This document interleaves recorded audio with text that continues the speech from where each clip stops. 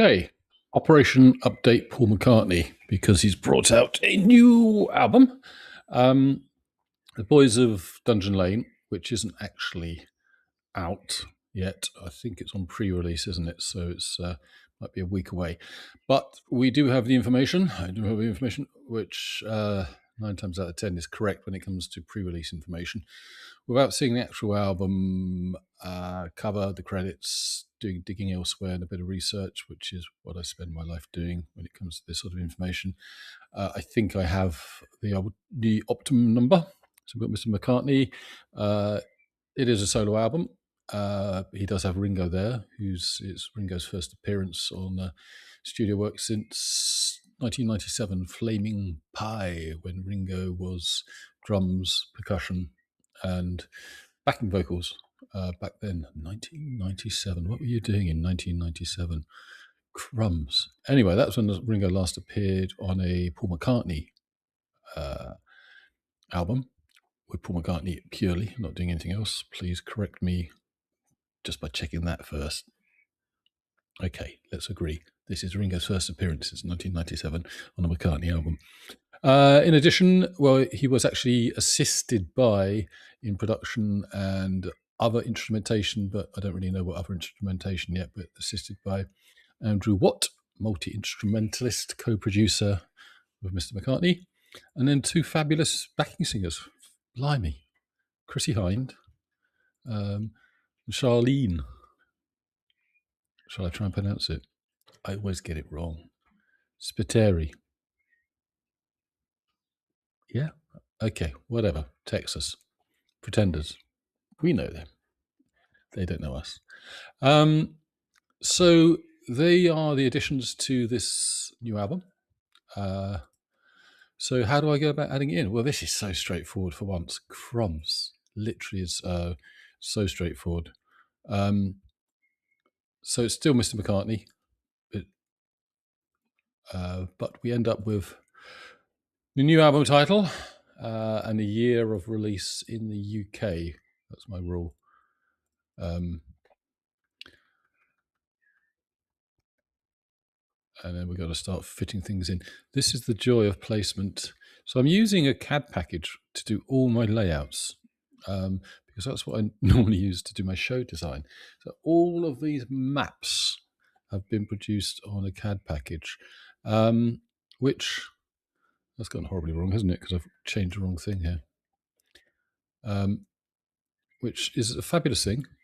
See, this is because I'm not concentrating, I'm chatting. The CAD package means that I end up working in, it's not brilliant.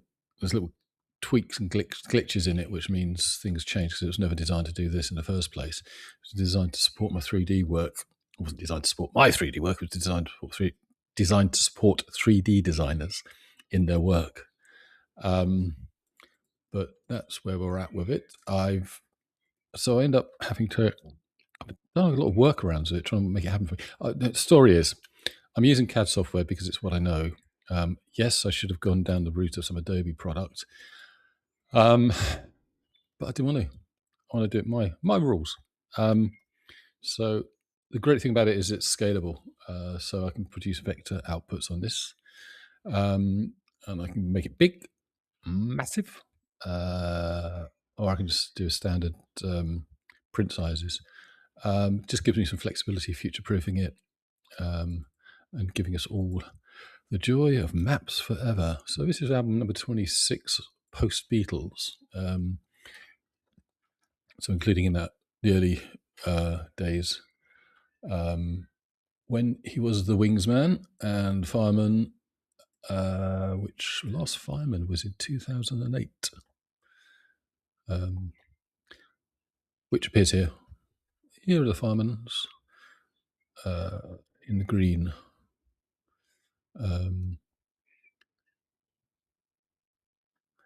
So we've got the boys, but obviously we're back to putting the new album. So we've got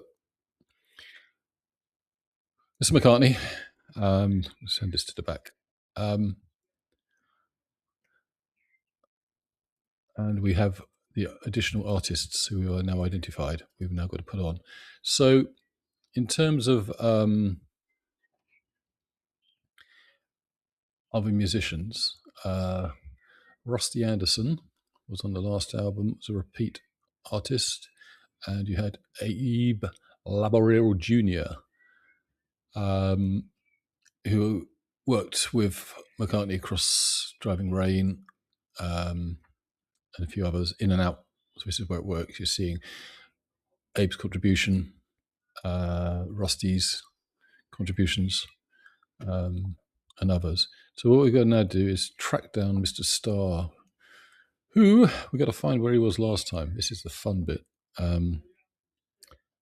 So if we find Flaming Pie 1997, here we are. And Ringo had, first time he worked was Tug of War, which was 82. Wow. Sorry, I said this last time. Wow, 1982. So Ringo's here. Here's the Ringo. Let's bring him to the front.